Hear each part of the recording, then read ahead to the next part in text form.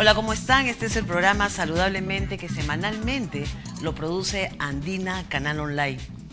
Yo no sé si les haya ocurrido a ustedes, pero a nosotros sí, el habernos quedado preocupaditos, ¿no? Preocupaditas por esta experiencia que nos informamos la semana pasada, por esta historia de un adolescente que se enfrentó a la maestra porque ésta le quitó el celular.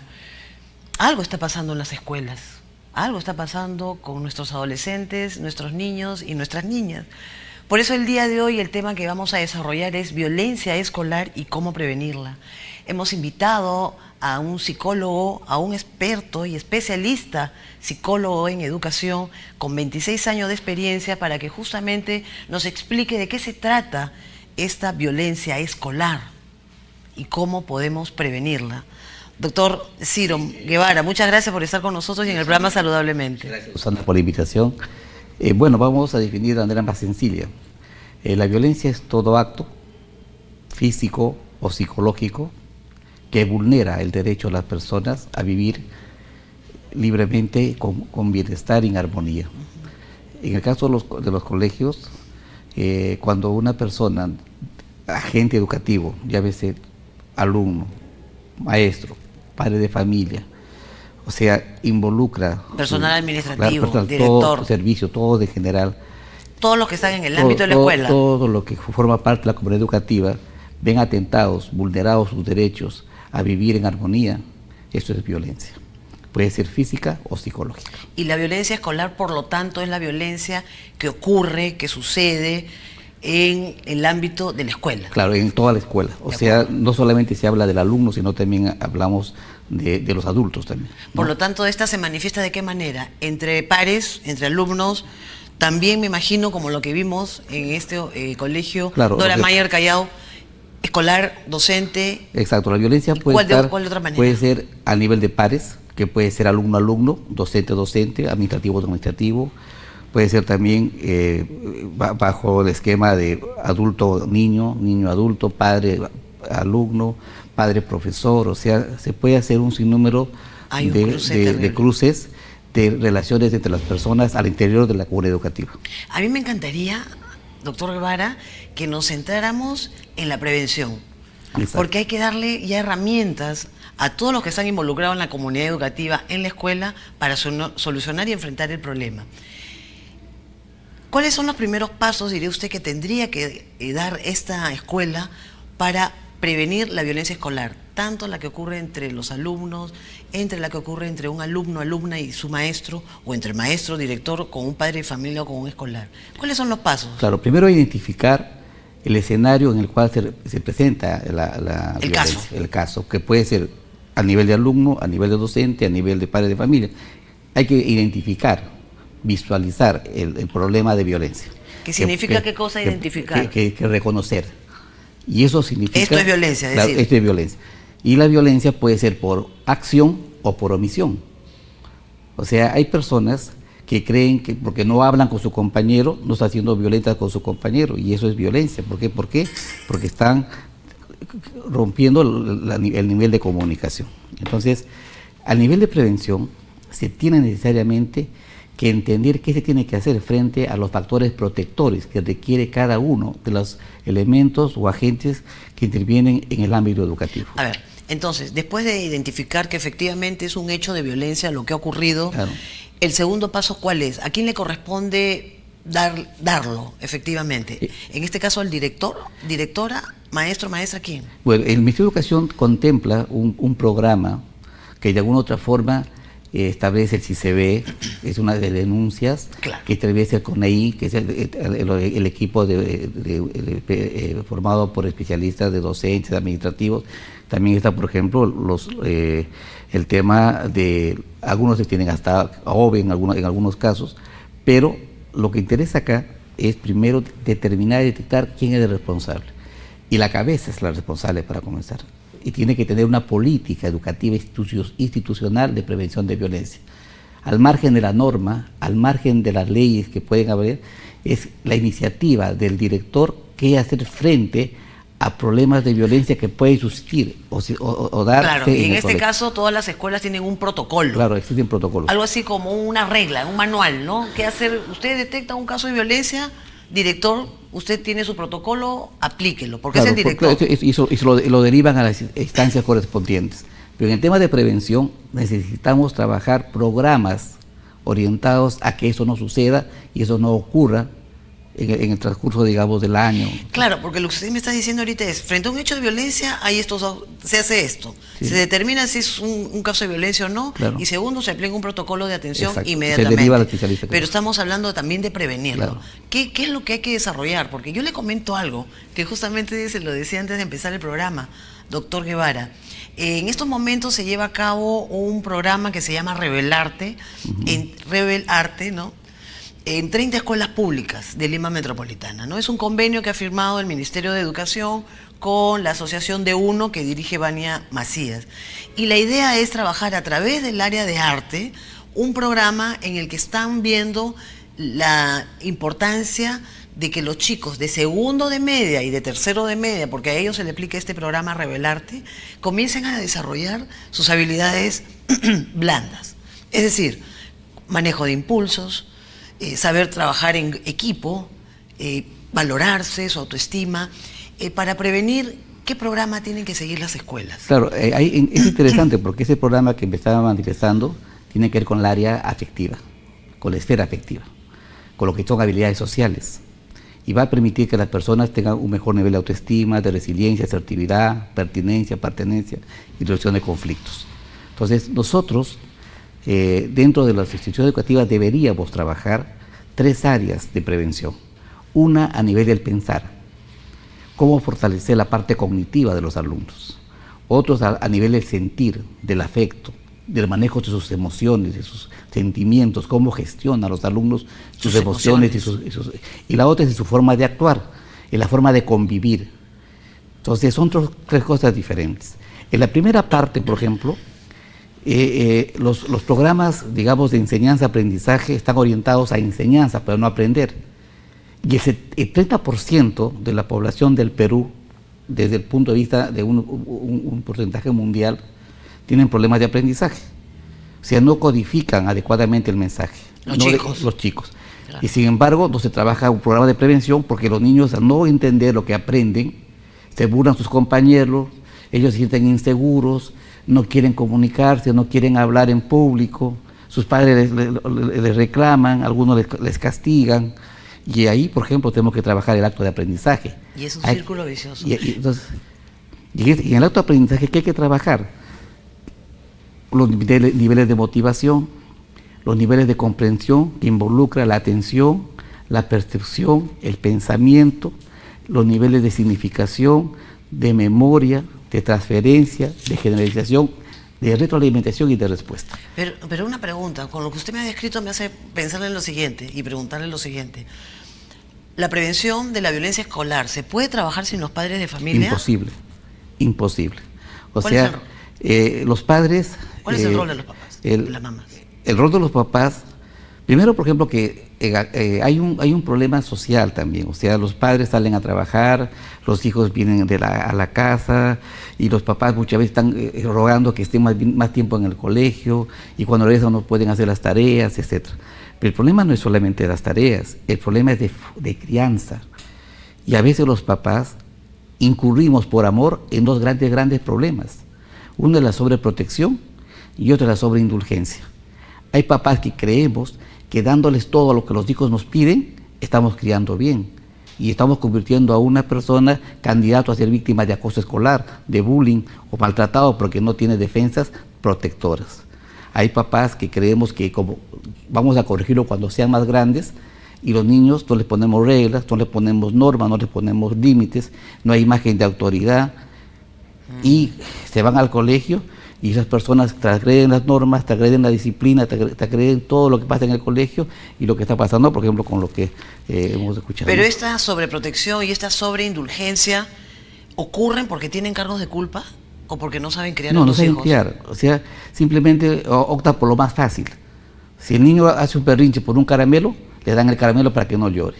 Si el niño pide algo, Sí, para yo ver, veo. y se le da porque llora. Ya cállate. Y cállate. O sea, entonces es un problema de conveniencia, más que de crianza. O sea, yo después te corrijo, pero ese después nunca llega, porque resulta que es adolescente, vienen otros patrones y otros indicadores de riesgo, que es, por ejemplo, la sociedad, alcohol. Por lo tanto, si hay una sobreprotección en la forma de crianza y hay sobreindulgencia, que es lo que caracteriza en estos momentos la crianza a los chicos, ¿qué es lo mejor que pueden hacer los papás, las mamás, a pesar de las ausencias, por las razones que sean? Porque son papás y mamás, ¿no es cierto? Claro. Pero a pesar de las ausencias, ¿qué pueden hacer desde que ya nace, ¿no? Desde que nace el bebito? ¿Cuál diría usted que son los mejores pasos a seguir para evitar la sobreprotección y la sobreindulgencia? Amarlo hasta lo imposible, pero con reglas, con normas y con límites. Los hijos tienen que entender que amar es una cosa, respetar es otra cosa y convivir es otra cosa. Hay papás que tienen que entender que una cosa es corregir, otra cosa es castigar y otra cosa es maltratar. Pero y ahí, francamente, doctor, yo digo, ¿cuál es el límite? Porque existen las mamás y los papás controladores. No, o sea, por un lado está, o sea, me encanta esa frase, ¿no? Amar, pero con reglas, con normas y con límites. Ok, pero ¿cuál es la franja tan ligerita para evitar el control? La franja son los valores y las virtudes. O sea, yo puedo hablar de disciplina, de puntualidad, puedo hablar de responsabilidad, si yo le doy ciertas normas, ciertas reglas frente a ese valor. Claro. Entonces, si la persona cumple esas reglas, lo convierto en virtuoso de la norma, de la regla y de la disciplina, y el virtuoso en este caso, de la puntualidad, por ejemplo. Claro. Entonces, lo que tenemos que hacer nosotros con amor es formar hijos virtuosos, que no tengan el concepto del valor, sino que actúen para ejecutar el valor como una parte de su vida. Claro. Y ahí qué tal desafío, ¿no? Porque este virtuosismo Ya tan viene el necesario de creer y formarlo para que respeten las normas, resulta ser, los padres pueden decir, pero yo para qué voy a educar o formarlo a mi hijo así, si yo veo que el chico que está al frente, el niñito que está al frente con palos y puñetes resuelve su problema. Exacto. ¿No? Entonces, explíqueme. Excelente. Si yo crío mirándome en el otro, mejor no crío. Yo tengo que proteger mi familia. A mis hijos los tengo que dar factores protectores a mi familia. Y el otro tendrá que darle a su familia. Pero si nosotros comenzamos a criar mirando en el espejo del otro, es un craso error, eso no se puede, no podemos hacer. Claro. Entonces, en este caso, por ejemplo, cuando hablamos de crianza, de virtudes y valores, ¿qué tenemos que hacer? Primero, el ejemplo. Si los padres, por ejemplo, dicen, hay que hablar de la puntualidad y nunca son puntuales. Si, por ejemplo, decimos, cuando se estudia, no se come. Cuando se ve televisión, no se come. Y yo, no interrumpes. No interrumpo, pero yo voy a ver mi televisión comiendo. Claro. Entonces yo no puedo corregir bajo ese esquema. Claro, ahora quisiera traer esta reflexión y si me lo permite quiero recordarles a quienes se están conectando en estos momentos a Saludablemente de Andina Canal Online, que estamos con el doctor Ciro Guevara, es psicólogo educativo, 26 años de experiencia para orientarnos acerca de la violencia escolar y cómo prevenirla. Él además es director de aprendizaje ICIATA, que es un centro especializado justamente en el tema de aprendizaje y educación. Doctor Guevara, entonces, usted ha hecho, digamos, referencia a lo importante que es que los papás y las mamás, o los adultos que están alrededor de los niños, tomen el toro por las astas y se hagan cargo de cosas para que los vayan formando mejor frente a la sobreprotección y la sobreindulgencia, que son una amenaza. Entonces, en el ámbito escolar, si vemos que hay sobreprotección y sobreindulgencia, ¿qué dinámicas son necesarias dentro de la escuela para gobernarlas? Exacto. Los colegios tienen su manual de disciplina, su norma de disciplina. Cuando un niño es criado bajo sobreindulgencia, no respeta las normas de disciplina del colegio. ¿Estamos de acuerdo? Entonces, lo primero que hay que hacer es conversar con la familia. aliarnos con la familia. Porque si el colegio no se alía con la familia para modificar estructuras de comportamiento en la escuela, imposible, imposible. Pero ¿qué sucede? Hay papás que no quieren que sus hijos les toquen, que no le digan nada. Sí. Entonces, sí, claro. No tienen el aliado estratégico que es el papá, y cuando lo llaman al profesor y dice, ¿usted quién es para corregir a mi hijo? Ni yo lo corrijo, ¿y usted por qué le tiene que corregir? ¿Por qué le tiene que levantar la voz? Entonces, somos una generación que antes los papás tenían miedo a los hijos. Pues no, los hijos a los papás, era al revés, ¿no? Los papás tienen miedo a los hijos. ¿Por qué? Porque estamos creados de esa forma. Entonces, cuando nosotros en la casa no hay equidad de género, y las normas, por ejemplo, decimos, tú barres, tú planchas porque eres mujer, tú haces esto porque eres hombre, y vamos al colegio y queremos hacer lo mismo, entonces cuando la profesora le dice, barre, no, eso es para las mujeres. Así es. Entonces, eso es cultural, porque la violencia es cultural, y por lo tanto se puede aprender y se puede desaprender. Claro, a ese punto quería llegar, porque si vemos un caso, de repente podamos conversar más extensamente sobre esto esta realidad de la violencia escolar y cómo prevenirla. ¿Qué hubiera hecho usted con el adolescente de la escuela Dora Mayer del Callao? Primero hablar con los papás, porque esa conducta no es una conducta habitual. O sea, por una sola conducta no podemos generalizar la problemática, pero sí el foco, es un foco que hay que atender. Entonces nos está llamando con la campanita, está diciendo, hay algo que atender. Y lo primero que atendemos es la familia. O sea, tenemos que trabajar con la familia, porque el adolescente es la consecuencia de toda una situación de crianza que puede ser sumada, puede ser enriquecida por malos amigos, por pares que tengan otro tipo de conductas, pero la familia es lo primero que tenemos que hacer. Y en este caso, si hay ausencia paterna, ¿qué haría? Ahí tenemos que buscar una imagen sustituta, una imagen que haga el rol de papá, que puede ser un profesor, puede ser un auxiliar, que puede ser un abuelo, un tío, alguien, porque necesitamos tener la imagen de autoridad. Y les cuento algo. ¿Sabe qué cosa es lo que regula la conducta? La voz del varón, no la voz de la mujer. Desde chiquitos. Desde chiquitos. Claro, la voz maternal es... O sea, es porque es para amor, para afecto, para el cariño, para la ternura. Pero para reglas, normas y límites, es la voz del hombre la que regula conductas. Claro. Entonces, ¿qué sucede? Cuando, por ejemplo, la mamá le grita al hijo, esto, hijito, por acá, que por allá, el hijo lo mira, ya, hijita, ya, vieja, ya. Pero cuando el papá le da una llamada de atención, ya, papi, calladito. Sí, claro. ¿Por qué? Porque ese es algo natural. Entonces, tiene que haber alguien que regule la conducta. Y cuando la conducta de un niño o de un adolescente no está regulada, ¿es porque hay ausencia paterna?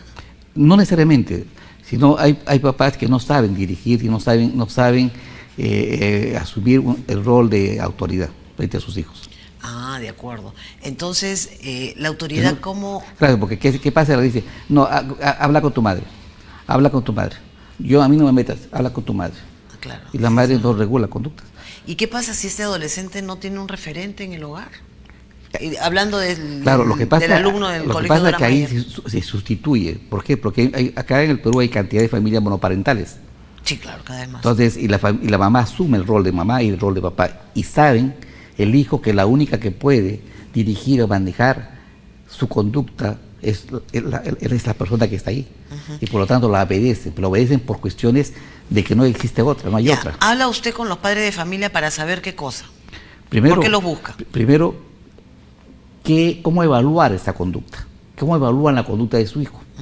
Yo le cuento yo vengo trabajando hace algunos tiempos, hace más o menos 27 años, 28 años, hace años, y trabajaba en un colegio en Canto Grande, por ejemplo.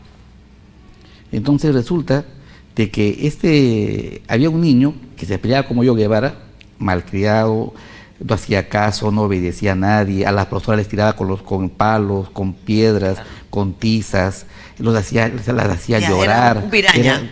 Hasta que un día me dice una profesora, Ciro, ayúdame para formar a que vengan los muchachos de los salones. Entonces yo entro a un salón y le encuentro a Guevara en un aula y le digo, a formar, ven, sácame pues. ¿Cuántos años tenía? Tenía pues 13 años. Ya, Así, ven, sácame pues. Así, me pechó. ya. Entonces yo digo, si yo a este muchacho no le digo nada, no asumo la autoridad como rol que me corresponde, a las mujeres las tiene amenazadas, a los varones este nos va a cuadrar mañana, porque va a seguir creciendo. Claro. Entonces logré persuadirlo, lo saqué del aula y le invité a que vaya, salga del colegio. Digo, no regresas mientras no venga tu madre o tu padre. Resulta que a los 20 minutos llegaba una señora con un palo a pegarme, o sea, insultando que quién soy yo para haberle castigado, corregido a su hijo. Y en este caso, de acuerdo. ¿No lo corrigió? No, pero yo le cuento, cuento lo que sigue. Resulta que hablamos con la papá, hablamos con el niño y terminó saliendo suspendido unos días. Sí, ¿no? diga. Hay una pregunta que ahorita ya está. Se suspendió unos días y al final pasan los años, el niño se modificó su conducta, pasan como 15 años de esto, me invitan a Canto Grande, en este caso a una reunión de exalumnos, y estaba este joven, ya era profesional, sale su mamá del restaurante con un palo, y había pasado 15 años a buscarme a pelear todavía. Todavía. Bueno, esos son casos rarísimos. Pero, Dios mío, se ha pasado tan rápido la conversación. Pero fíjese que hay una consulta de Julia Gómez. Mi hijo tiene mala conducta, Julia. Está el doctor Guevara viendo la pregunta. Mi hijo tiene mala conducta en el colegio. Me dicen que es por falta de presencia del padre. Soy separada. ¿Es cierto? Mi hijo tiene 13 años. No, o sea... Dígale, ¿qué puede hacer Julia para comenzar, Gómez ante esto? Para comenzar, no significa que la presencia Mira de aquí los padres... ¿no? acá. Para comenzar, no significa que la presencia de los padres, de uno de los padres, incurra una persona en violencia. Eso no es la norma. Pero acá sí existe criterios que hay que atender. Hay que ver cómo lo están disciplinando, cómo lo están corrigiendo, qué entiende él por respeto, qué entiende por autoridad, qué entiende por norma, qué entiende por regla, qué entiende por límites. O sea, hay que primero saber a la mamá si el niño es capaz de obedecer lo que en casa la mamá le pide. Tiende tu cama, arregla tu ropa, y si el niño no lo hace, habría que preguntarse por qué no lo hace. ¿Hay que castigarlo? No, hay que corregirlo. Hay que corregirlo. ¿Qué significa corregirlo? Ojo, eso es bien importante, claro, que no es lo mismo castigar que corregir. Corregir significa hacerle entender lo que tiene que hacer, persuadiéndolo y dándole el ejemplo de lo que tiene que hacer. Pero a veces se cierran, ¿no? Y si tienes 13 años, con mayor razón. Pero hay que tener mucho tino. ¿Por qué? ¿Por qué? Porque los papás, en este caso la mamá, sabe que los hijos hasta por el estómago hijito, te doy tu plato preferido. Bueno, hijo, perdiste esta semana, no hay polito frito, no hay lobito saltado. Entonces, persuasión para poder corregirlo. Claro, para poder corregirlo. De acuerdo. En el caso acá hay otra pregunta, qué bueno. Ketty Flores, está escuchándote el doctor Guevara. ¿Debemos promover los valores dentro de casa y evitaremos la violencia? Contribuye. Porque los valores contribuyen porque son parte de la necesidad del bienestar integral de las personas. Sin valores no podemos digamos, trabajar bien. Por ejemplo, la honradez. ¿Qué pasa en estos momentos con la corrupción? El concepto de honradez es fundamental promoverlo en casa. Entonces, pero es parte, no es todo, o sea, es parte. O sea, por eso es importantísimo que los valores se interioricen en el hogar, pero sumado a otras actividades. Pero entonces los valores son una base. Claro. De todas maneras, o sea, claro, que no es que sea parte de eso una base. Claro, pero es un conjunto de todo lo que el ser humano necesita. De acuerdo. Sí. O sea, Ketty, no me acuerdo claro, tu nombre. Porque esto tiene que ver con el valor, con la ética, con la moral. Y en este caso, ¿qué valores? Por ejemplo, para que sepa la gente, porque la gente no sabemos cuáles son los valores. Claro, es que hay muchos valores. Puntualidad, respeto al otro. Honradez, cuéntelo. Solidaridad, por ejemplo, el ponerse en el lugar del otro. O sea, hay personas que no saben colocarse en el lugar del otro. Y simplemente... Eso es bien importante. Por ejemplo, siguen opinando y preguntando, doctor Guevara, qué bueno. Jorge Jero y María Esther Mogollón. Jorge entiendo que es, no, o Jorge, no sé. No hay valores ahora, dice. Y Los valores existen. Y Maristemo Begollón, qué bueno que se aborde esta problemática, gracias. Sí. Yo quisiera que insista en el tema de los valores, porque claro, existen y yo siento que como que existen en la estratosfera y no en las casas. ¿Qué significa que no exista? Para hacer una afirmación de este tipo el señor, es porque hay algo que no está viendo. No, lo que pasa es que los valores existen porque son conceptos. Lo que no existe son virtudes. Hombres virtuosos que ejecuten el valor. O sea, mujeres y hombres virtuosos que ejecuten el valor. Por que ejemplo, en este caso, pero explíquelo, quisiera que sea Coquito. Claro, para... claro. Lo que pasa, por ejemplo, Amaqueria, Amayuri y Amazúa. Por ejemplo. Existen más de un ministerio o más de un centro del Estado que está como su eslogan, Amazúa, Amaqueria y Amayuya. Y sin embargo, todo lo que está ahí no se cumple. De acuerdo. Pero no es que eso no exista, lo que pasa es que las personas no pueden ejecutar el valor que debe existir. Y ya, no sabe la pena que me da, doctor Guevara, terminó el programa, pero ha quedado claro, creo que con la explicación tan didáctica que nos ha hecho el día de hoy, de que la violencia escolar no puede resolverse si no es parte de la familia de la solución, eso uno. Y que la violencia escolar no es solamente entre los alumnos, el bullying, sino también la que ejerce un alumno hacia su docente o un docente o director hacia un padre de familia o un escolar. Eso también ha quedado muy claro y para cerrar, la base, por lo menos la base de ella, es que los papás sean menos sobreprotectores y menos sobreindulgentes y que promuevan los valores en casa. Gracias por estar una vez más con Saludablemente, un programa producido por Andina Canal Online. Hasta la próxima. Gracias,